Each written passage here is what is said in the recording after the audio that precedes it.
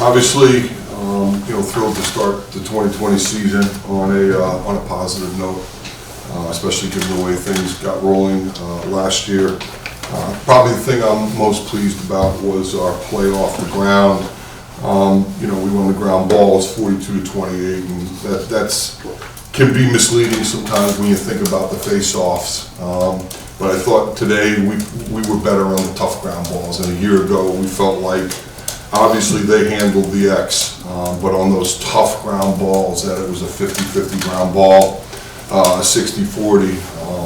I thought all of those came up then last year, and I thought the majority of them came up us this year. So pleased with that, our play off the ground. And the second thing I was pleased with was we showed some poise. We took a lead. They jumped into the zone. I thought they frustrated us early in the game. I thought we did a poor job attacking the zone from out front. They're awful long. Zagala's really, really long. And then you got Smith on one corner. So it was challenging. I thought Bobby Benson did a great job of adjusting that at halftime, and we attacked it from behind the goal and had more success. We had some stuff inside. We were able to throw through and attack their short sticks back there, maybe take away some of their length. But the other thing I was pleased with was we just battled back when it was tied 6-6, and they made a run. We actually had an answer to their run. So a good opening win. Happy for our guys, and now time to move on to another local rivalry. Questions? Coach, obviously it was a great defensive effort, but you're Epstein on the sideline, your leading scorer from last season, and you still put up 15 goals. What does it say about your attack? It's already kind of clicking now. Joey's obviously a very talented player.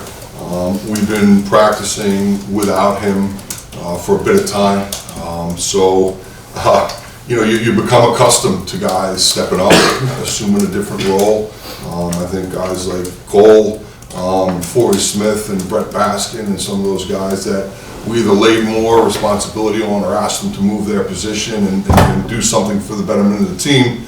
They all did that, willingly and quite frankly wantingly. You don't overcome the loss of a player like that with one guy. So you need to do it through team offense. And again, I thought the guys did a good job offensively, and I thought Bobby did a good job of including those guys, mixing in some of the younger guys at the right moments, not overwhelming them, and giving them a chance to kind of get their feet wet a little bit and feel comfortable. And I thought they did a good job. It was great. When Murphy gets, I think he got our first goal of the game. It was great to see just a young guy who, been up and down a little bit through the preseason to get one and build that confidence. And obviously credit to the offensive group for playing team ball rather than individual. Dave, can you say when you anticipate Joey returning? Yeah, as you know, unless it's a season-ending injury, I don't discuss injuries. He was out there warming up today, so we'll go day by day and we'll see. Is that an optimistic sign that he was out there during all this? It's always optimistic when 32's got his jersey on. He's playing a little bit, yeah. Yeah, you mentioned, a bunch of different guys contributing today. When Joey gets back, how excited does that make you that this offense just has so much depth? Well, again, today's one day, and you have to prove things on a consistent basis. We're going to turn around and play another very well-coached team and talented team. Having him back is great, but then that changes the dynamic a little bit, and now you've got to figure out where the pieces of the puzzle go there. And there's only so many shots for everybody. There's only so many assists and dodges, so we'll have to do a good job of fitting them back in, and certainly a great problem to have, but we've got to figure out where the pieces of the puzzle go, who stays where they are, who moves. I was really thrilled for a guy like Eric Degnan today, a guy who last year, if he saw the field for a quarter in scrimmages, that might be a lot. Today he saw a significant time and got us 3 goals, so we're going to need those other guys. We're going to need, today was about those other guys. We know what we're going to get from Cole. We needed Murphy, we needed Degnan, we needed some of those other guys, Brett Baskin, Matt Naruski got us a great goal.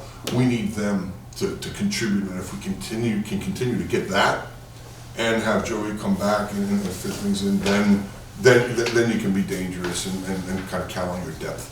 seemed like really the only vulnerability for you guys was the transition defense. How much of that's on Smith as much as anything being really good? You know what, quite frankly, it's aggravating.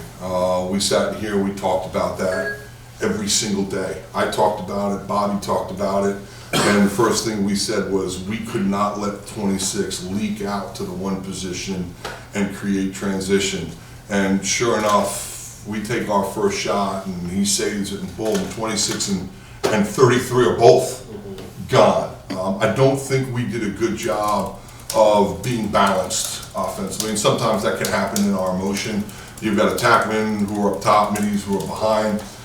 We needed to be a little bit more aware of that, and I didn't think we were early. I thought we were much more aware of that and alert in the second half. Ryan, can you talk about the defensive effort today? What was the key for you guys for shutting them down? Well, we just knew that we were going to have to play hard, and we weren't exactly sure what we were going to see from the midfield or the attack, and I think the guys did a great job adjusting it. And big shout out to Jack Line. He played hard, and he played how we scouted them. We knew 7 was going to be a big opportunity, lots of shots, and I think Mankind did a great job shutting them down. So just limiting their quality shots and then trying to save the ones that I expected to save.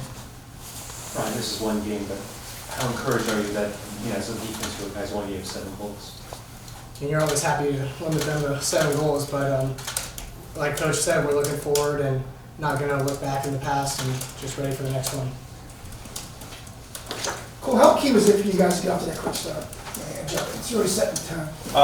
It's a big thing for us. Something we lacked last year was getting off to a good start early, especially for our. I mean, we're young on offense. We had some young guys, so building that lead early and just having that kind of instilling that confidence in them, knowing that we're able to score goals and we're able to score often.